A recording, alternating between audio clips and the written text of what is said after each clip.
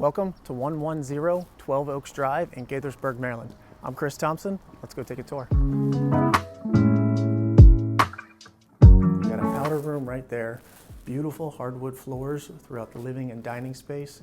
Tons of open space, natural light. This kitchen to die for. You got a great table space, stone countertops, stainless steel appliances, tons of cabinets, and walks out to a great deck. As you exit the kitchen out onto this composite deck, very low maintenance, power wash it once a year.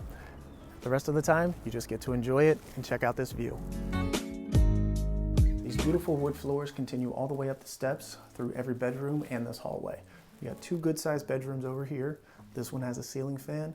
This full bath here, beautiful. Tons of space, marble tile flooring. Let's go look at this master.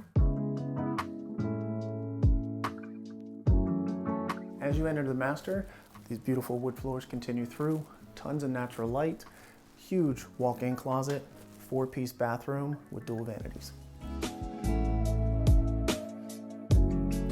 As you enter downstairs, you've got a great space. Level walkout basement, office, half bath, great storage room, updated furnace, and hot water heater.